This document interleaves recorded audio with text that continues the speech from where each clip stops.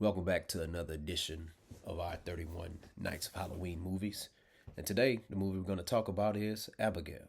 Abigail came out in 2024 and it stars Giancarlo Esposito, Kevin Durant, Catherine Newton, the late Angus Cloud, Melissa Barrera, and Dan Stevens, and also Alicia Ware, who plays the main character, Abigail, and William Catlett. All right. Side note, William Catlett, he plays a character named Rickles in this movie. I just want to say, I think this dude here, he should be Blue Marvel. Since Mahershala Ali is sticking to Blade, that's understandable. I think this young man, I think he can be Blue Marvel. Like it's just something about him. He gives that Blue Marvel vibe. And I looked up his IMDb page, and it showed that he starred in Black Lightning, Luke Cage. I don't remember Luke Cage. I'm gonna have to go rewatch the show. I'm gonna have to watch Black Lightning, but and I'm like, okay. And he starred in the what's the movie? It's a movie on Netflix with Kevin Hart and Wesley Snipes. I forgot the name of that movie, but if you remember the name of that movie, drop it in the comment section. But anyways, let's get to this movie here. This story here, all right. The premise is it's like you got like seven characters. They go, they're not a heist, but they have been hired to kidnap a little girl named Abigail. Kidnap her, hold her for ransom, keep her for a certain amount of time, and everything's going according to plan until all of a sudden some spooky things start to happen in this movie. Okay, like very spooky things, and nobody knows what the hell is going on. They're in this house that they're unfamiliar with. It's a big mansion. Like I'm not gonna say a mansion. This is a big mansion. All right, expansion mansion. But what happens is the movie turns dark when all of a sudden, oh, Abigail has a secret. Abigail has a doggone secret. I'm not gonna tell you because I don't want to spoil it for you.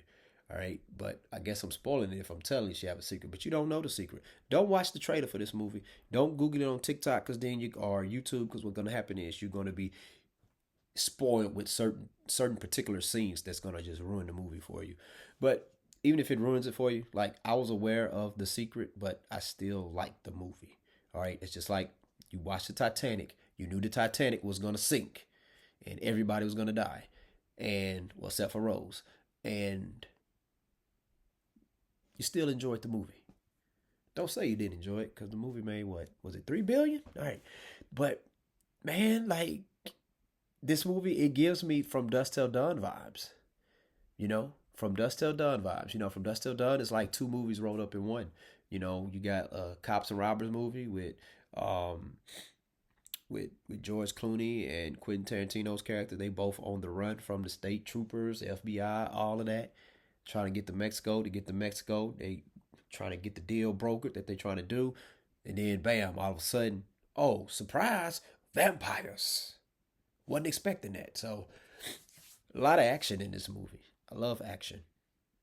Action is continuous movement. I love continuous movement. Don't like movies where they just sitting still and just talking. No, if I was gonna do that, I would listen and watch a podcast and you know. But yeah, this movie here, like you're gonna have some jump scare scenes. You're gonna have some moments where you're like, why the hell they do that? But then I get it. But I'm gonna tell you something. Like like the villain in man, forget it. I'm gonna spoil it, man. Forget it. Hey, Abigail. Hey, Abigail's a freaking vampire, man. She's a vampire. And I'm gonna tell you, the thing about it is she's not your ordinary vampire. Like, it kind of reminds me of like some Evil Dead type stuff, how her character moves and how she attacks, because, you know, even when they're trying to jump her, like, and they're doing actual things that most people would do when you try to jump on somebody. She's just countering that stuff, man. It almost felt like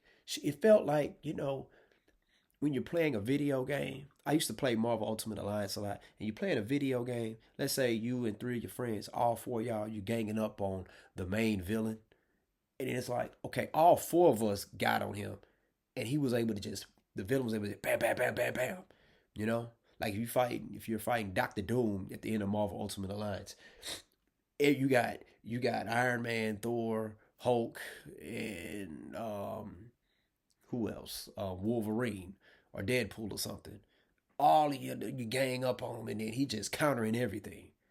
That's what she was doing, and I'm like, oh my goodness. I'm like, they had a good plan, they executed the plan, but she's like, I have an even better plan. Man, I'm telling you, man, that very good villain, very nice villain right there. Like I can see them doing some sequels to this movies, to this movie. I can see that, man. It's like they can because the whole premise of it, um, every well, I'm not gonna spoil that part for you, but when you watch the movie, you will see like once you figure out the purpose, everybody's purpose for being there, you're gonna see like, okay, well, I can see them doing sequels to this movie. But real good movie, man, real good movie. Um, you know what? Now I'm thinking about in the movie Fright Night, Amanda Bierce's character, when she turned into a vampire, Abigail, her appearance looked more like a smaller version of her. Had on white dress just like her too. So, but real good movie. It has some, it has some comedic elements. There's a little dance scene kind of remind me of what was the movie?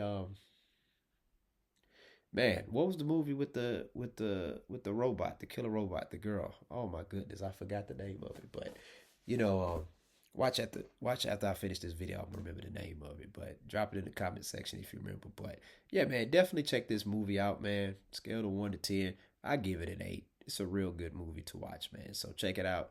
I'll say the ending kind of drew it out too much. Kind of remind me of like a movie from the 80s or early 90s or whatever. It's like, okay, get to the point already. But I still enjoyed it despite that. But that's all I got to say about that. Thank you for tuning to another edition of 31 Nights of Halloween Movies. And hey, check this out. Hey, if you like movies, you like sports, then you like my channel. Hit that subscribe button. Student Game Podcast. Peace out.